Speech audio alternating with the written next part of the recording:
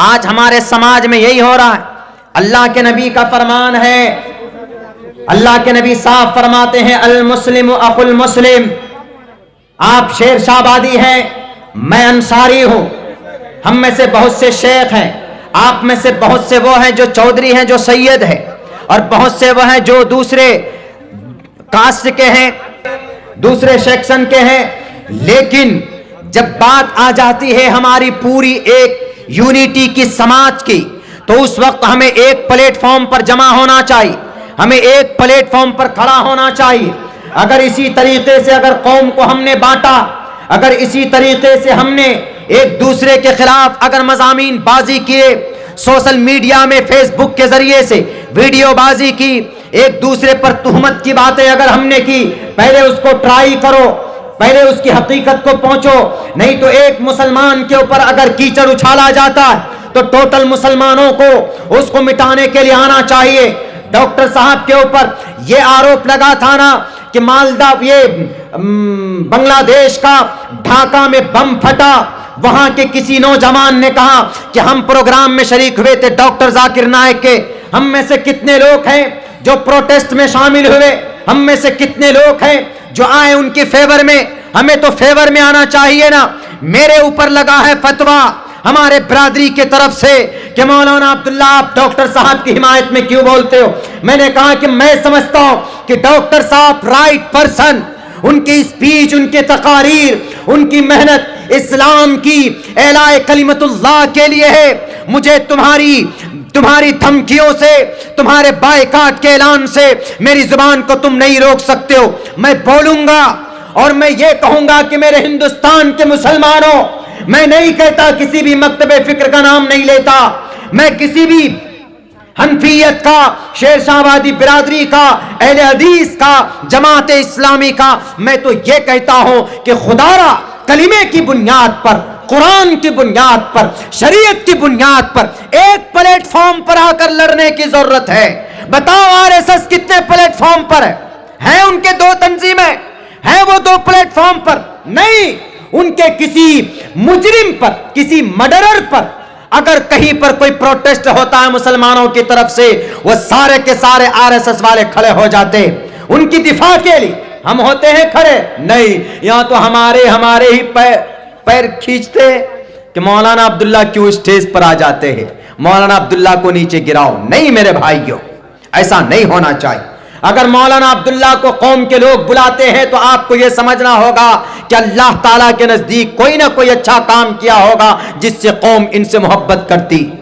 जबरदस्ती हमने कौम को इंजेक्शन नहीं दिया कि कौम के लोगों तुम हमसे मोहब्बत करो।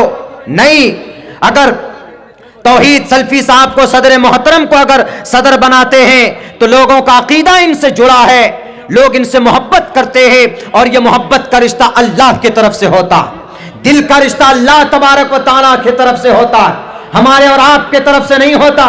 इसलिए इस वक्त कौम को जरूरत है कि इख्तिलाफी बात में उलझाकर कौम को 2-3 फाड़ मत कीजिए। खुदा की कसम खाकर कहता हूं मैं, आप सन 2024 में देखिएगा, अगर भारत के अंदर मौजूदा हुक्मरान रहे तो सन 2024 में अगर मनुस्मृति नाफिज नहीं हो गया तो मैं आपके इसी सीमांचल में रहूंगा।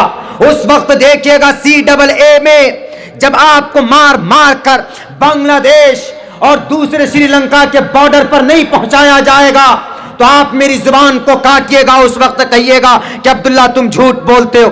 इन बातिल ताकतों का मुकाबला हम कैसे कर सकते? एक प्लेटफॉर्म पर आकर, एक जमात में आकर। कल हम लखनऊ में प्रोग्राम में थे, सीतापुर में प्रोग्राम में थे, वहां सिख के 2 भाई आए वहां के एक विधायक के पास। उन्होंने कहा कि सर हम 2.5% है, हमारी पूरी कमेटी, पूरी यूनिटी बिरादरी के लोग आपके साथ है। हमको वहां पर आश्चर्य हुआ, ताज्जुब हुआ कि देखिए 2.5% है, ये एक जगह बोलते हैं जमा हो जाओ, सब तो जमा हो जाते हैं। जब बोलते हैं कि चलो सब किसान के झुंड में तो वहां चले जाते। जब देखते हैं कि चलो भाई हम अपना नौकरी का रिजर्वेशन का हक लेंगे तो सब वहां जमा हो जाते हैं। और हम मुसलमान वो है जनाब, पूरे भारत के अंदर 15 से लेकर 25% के बीच में ये हमारा आबादी का तनासुब है, लेकिन हम मुसलमान ये है कि इतने इतने बटे हुए हैं, इतने बटे हुए हैं, मैं कसम खाकर कहता हूं कि दुश्मन के बंदूक से जो गोली निकलेगी ना, वो ये नहीं पूछेगी कि अब्दुल्ला का सीना है, इसको छोड़ दो, ये तौहीद सल्फी साहब का सीना है, इसको चीर कर निकल जाओ। नहीं, उनके सामने सिर्फ कलिमा पढ़ने वाला टारगेट, एक एक कलिमा पढ़ने वाला टारगेट। आज तक बताएं मुझे, मेरी एक भी इख्तिलाफात, मैं किसी के खिलाफ नहीं बोलता, मुस्लिम कम्युनिटी में खुसूसन मौजूदा हुक्मरान के गलत पॉलिसी के खिलाफ बोलता हूं, चूंकि यह अधिकार हुक्मरान ने ही हमें दिया, और हम नहीं बोलेंगे तो कौन बोलेगा फिर? अभी आपकी मथुरा की जामे मस्जिद ईदगाह में 6 दिसंबर को मूर्ति रखी गई, कौन बोलेगा इस पे? कहां गए वो फेसबुक पे 200 300 लाइन लिखने वाले? क्यों तुम चूहे के बिल में घुसे हुए हो? बोलो ना, तुम तारीख पेश करो ना मक्का मस्जिद की, मथुरा की। नहीं बोलोगे, क्यों? बुज़दिल हो तुम, डरते हो। देखेंगे तुम्हारी बाजुओं में ताकत जब है कि जब तुम इनके खिलाफ आवाज बुलंद करो। क्या तारीख है मक्का मस्जिद मथुरा की? नहीं जनाब, हमको तो फेसबुक पे लिखना आता है। फेसबुक इतना सोशल मीडिया में लोग एक्टिव होते हैं, मेरे आज तक फेसबुक पे कोई आईडी नहीं। व्हाट्सएप पे भी हम उस वक्त कोई चीज रिसीव करते हैं। अभी हम जब रास्ते में आ रहे थे तो शेख तौहीद साहब बोले कि सर आप व्हाट्सएप तो रिसीव करिए पहले, वहां आपको लोकेशन का पता चलेगा। यानी हमको फेसबुक और व्हाट्सएप, ये दो चीज से बहुत ज्यादा एलर्जी, हम बहुत ज्यादा एलर्जी।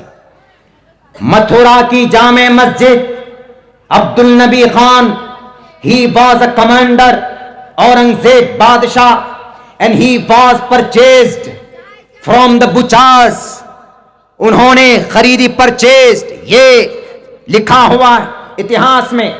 लेकिन इस महीने की दिसंबर की 6 तारीख को जिसमें बाबरी मस्जिद शहीद की गई, वहां पर भी हमारे उत्तर प्रदेश के सीएम के सामने मूर्ति रखने की कोशिश की गई। जो 27 दिसंबर 1949 को बाबरी मस्जिद में मूर्ति रखी गई, ताला लग गया। कुछ ही साल बाद, 40 या 50 साल बाद कब्जा कर लिए वो। अब उनकी कोशिश, उनका टारगेट मथुरा की जामे मस्जिद, मथुरा का ईदगाह। कौन बोलेगा इन पर? इन पर बोलने के लिए तो जिगर में ताकत नहीं है। मौलाना अब्दुल्ला अगर कुछ बोलता है तो तुम्हारे खून खोलते। मौलाना अब्दुल्ला से जलन या हसद करने से कोई फायदा नहीं है। अगर तौहीद सल्फी साहब को, हमारे शेख मोहतरम सदर साहब को, या हमारी सूबाई सदर साहब को अगर नाज़िम आला बनाया है किसी ने, तो अल्लाह के तरफ से होता है। ज़ालिक फ़ज़्लुल्लाह युतीहि मन यशा व तुइज़्ज़ु मन तशा व तुज़िल्लु मन तशा। अल्लाह तबारक व तआला इज्जत देता है, वही जलील करता है। अल्लाह ही कुर्सी पर बिठाता है, वही जमीन पर बिठाता है। अगर अल्लाह ने हमको मकाम दिया है तो आपके पेट में दर्द नहीं होना चाहिए। आपको अगर मज़ामीन लिखने थे तो CAA के खिलाफ लिखते आप, जो कि संविधान के खिलाफ है। अगर आपको मज़ामीन लिखना था तो आप मथुरा की जामे मस्जिद और वहां की ईदगाह के ताल्लुक से आप लिखते पेजेस, बड़े बड़े 200 300 लाइन की आपने लिख करके हमारे फेसबुक पे, व्हाट्सएप पे भेजा। हमने तो आज उसका वही डिलीट कर दिया है। हमने कहा परेशान हो गया हूं अपने लोगों से। यकीनन इस कौम को तबाह किसने किया? अपनों ने